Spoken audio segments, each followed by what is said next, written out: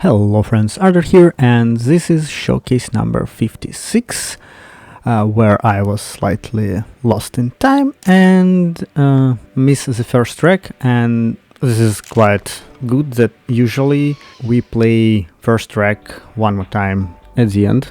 So we start or end with Pandame Suspicious Short Track, and this is very annoyingly hard track. Again, it's pipe, it's very curvy pipe, and if you do it slightly bad, you have speed check and checkpoint 3, and then you need to do very hard trick, at least for me. It's going up on outer side of the pipe, and you still need to have enough speed to get to the finish, which again, really hard. So, well, I didn't miss much for the first track, or last. Fallen by RTube, and this was very interesting track. I found that it's way easier to do from first person view.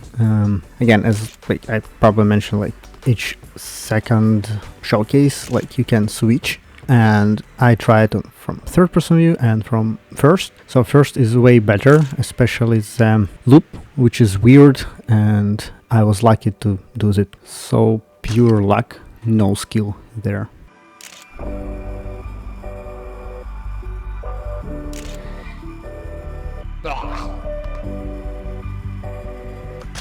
Puddle jumper was variable ferret, and now when I read the name of the track, because during CSL I'm not like into the names of the track, I just more focusing to try to finish it in 5 minutes time, but now it's make more sense. So it was pretty hard one. There are a lot of jumps, some of them like blind, semi-blind, and again all this puddle, it's not like the correct way how to jump. You can go left, right, and it's also make it harder. Then transition from checkpoint 2 in a both like harder, easier way. I both time really I couldn't like transform it, so I each time didn't have enough speed to go into the finish from my 2 or 3 attempts that I could manage jump over. But the decoration and paths really done great. Island of Down by Oler 94. I wonder what is 94 means. And well, first of all, quite long track for 5 minutes round. A lot of blind transition, blind jumps, which is a really bad thing. Couple times I was jumping slightly left, right from all these blind spots and couldn't manage on the tracks, and I also saw the same thing from other guys on the track. So not really obvious and a lot of blind spots. It's like and quite long track. That's like complaint from me. Need more signs, arrows. If you don't like signs on the track, you can use like the same boosters with zero force, which should guide you on the track and show what road you need to pick or choose or go, because as I said, it was quite not obvious where and how you need to take some elements, and I like failing several times because I didn't expect that you need to like use arms up, you need some specific speed, you need to go like near the finish, you need to go right in between the towers. So yeah, if you build tracks, if you build long tracks, please make more signs. If it use a lot of crossroads, yes, overall signs are good.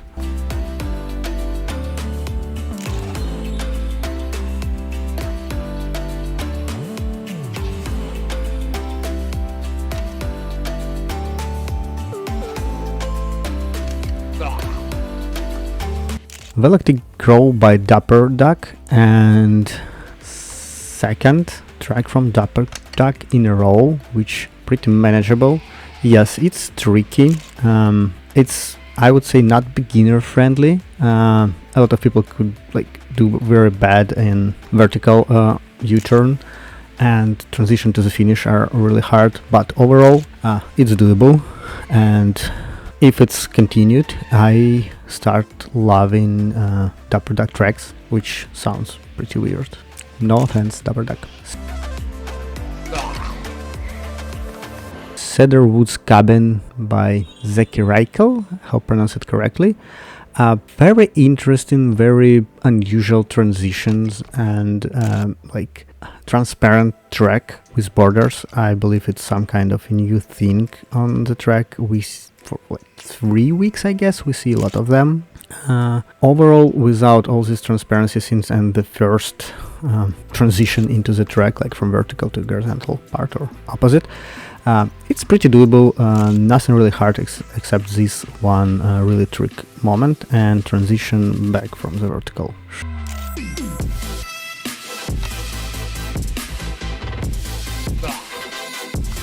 Trailhead Sudwell, wow, by Gary CGX, and I consider this is hard track. A lot of jumps, a lot of blind jumps, a lot of jumps not from like fully straight trajectory. Yes, there are like arrows, there are lines, there are boosters that potentially could show you the perfect line how you need to jump, but again, it's all built from CGX after time or Hill's perspective of perfect line. If you do it like differently, slower, longer, it's really hard to do. Honestly, I believe you can't do this track on 160. So bronze medal, if you do all this jump, it's basically impossible. But again, I believe luck, not skill, give me opportunity to finish this track twice.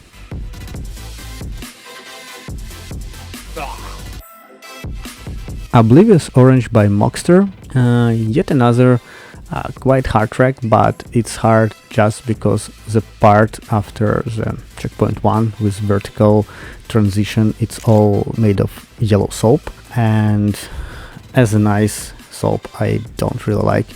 All my errors or my fails were there on to find the perfect line on all this transition.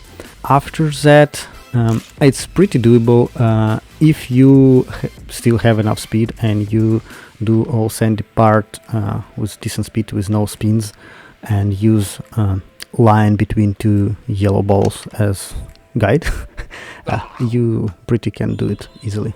Spelunkist by Drew Guava, and well, questionable track.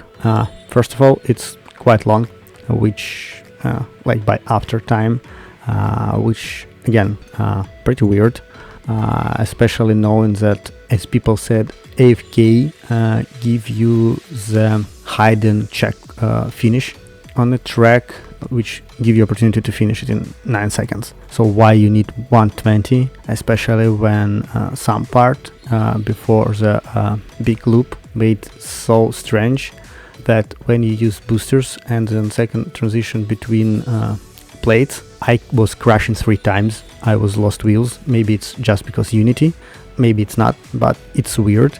So Ronan just short this track round, because what the point to do like all these 9 seconds track. I will show it in the end. So yeah, it's just a really small gap. Go there, make it straightforward up to like 15 seconds to finish. The Snowflake by Tiger Play on PC, and as I said a couple tracks ago, I really bet on ice. I really don't love it. I really don't know and understand it, how to drive it, how to do it. It's my pain for like ever I play in Zipkist, and only big luck, big chances to give me opportunity to finish it. For example, on this track, checkpoint 2 was my painful. I was fallen over and over there, and I believe I have like 2 good attempts, and my first was the fastest, because at the end you have a really big speed check. I believe if you're after the jump at the last uphill, you have speed less than 75, you can't do it up. So very hard ice, but again, it's because I really don't like ice. Wicked Circuit by Lemma. And so I believe I know how this track builds, and because to speed up you need to use arms up, and there's 2 options.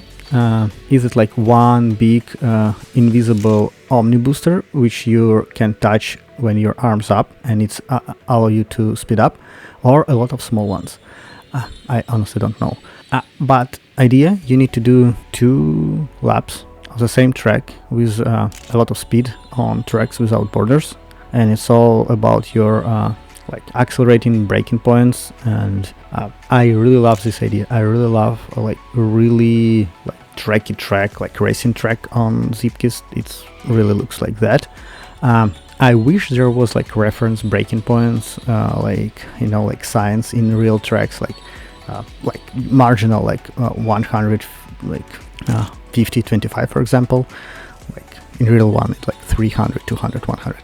But just that could give more racing strategy to people to find their breaking points, because when you do in like years and you have only like 5 minutes for 1 minute 10 track, and on the first several attempts it's like even like 1:30, it's quite hard, but really nice. Really love such idea.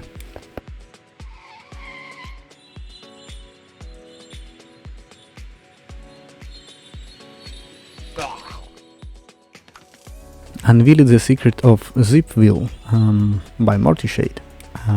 Honestly, I don't know what type of secret was unveiled, but as of track, it's quite tricky one. The first transition are probably the things that I didn't saw much in tracks, and well, it is what it is. I was confused, but at least it's something new. After that, it's pretty normal, doable track. Yes, there are still several not really obvious way how you need to go. Yes, there's arrows, there's signs, but maybe they're in not like the proper way. But overall, after 1-2 attempts, it's quite easy to do this track. You just need to do proper transition on the first jump. Very fast gliding by Ogil Games. And really nice, really fun, very easy track. Why I say easy? Because it's a tunnel with a fence, and and it's made in the way that even your body could finish it. For example, my time was 25 seconds, and I was crashing, and it's just my body was finishing it. I never finished this track legit. It's just when it's flying over, and even you can do it faster, because I believe when you crashing, your body don't have like a restriction in 220 kilometers an hour, so it can go way faster. But as advanced level of trying and learning gliding, maybe you can use it. Spinrock Knoll by Mao and Maki, and when I saw Mao as an after on the track, I expected to see weird lines, weird transition, weird turns, U-turns, like unexpected turns in like different angles, and sometimes it's like over, I don't know, it's just too much of them, but in this case it was pretty nice. It still feels like Mao's touch on the track. I don't know if it was fully his track or like decoration or something is like 50-50, but it's honestly still feels like Mao. He not really hard. I really love the touch before checkpoint 8 and basically speed check, that there is like Omni booster loop, which help you if you're not going like fast to gain extra speed. To go up with 100, there is a sign showing if you're done doing like 100, you need to go and do yes, you will lose time, but yes, you will finish. So it's a great, nice touch. I really love it to have on each speed checks. You can finish it, but you lose time. Great approach. Slow Snowy Summit by Shadownuke. Yet again, slightly snowy, icy track, which I'm not really great of. I really can't find the proper lines on the snow, on the ice, and I really can't consistently repeat them to have better result. So on this track, it was really hard to recreate my ideal line after checkpoint 2 on uphill, but somehow I managed to be faster in the icy loop. Endless Corridor by Just Maki, and I believe this is the second track from Just Maki with the same conception, like transparent track with a lot of jumps from one part track to another, and some really interesting lights on like outer part of the track. And I would say this is less destructive in like lightning, but way harder on transition. It's longer. Again, for me, 130-minute track, quite long for 5-minute round. If it was like 2 tracks for 2 weeks by 45 seconds, I probably love it more.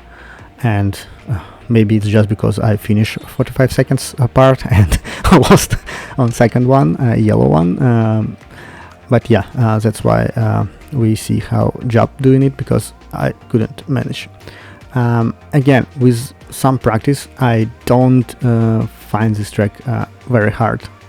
It's just, at least for me, it's lack of time to do it. And transparency is also give some extra difficulty on such type of tracks. And yes, not fully direct jumps. One risky, one normal, but at least Job do it. Great job. So yeah, but I think quite hard track.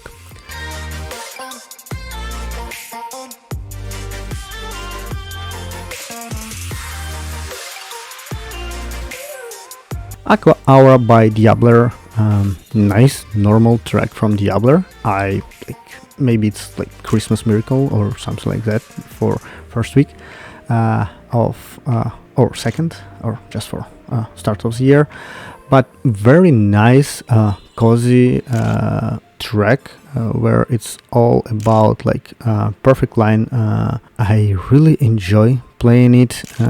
There are still several tight corners and uphills with booster where you can gain a lot of speed or lose it if you're going wrong, but overall a nice feeling, nice touch track.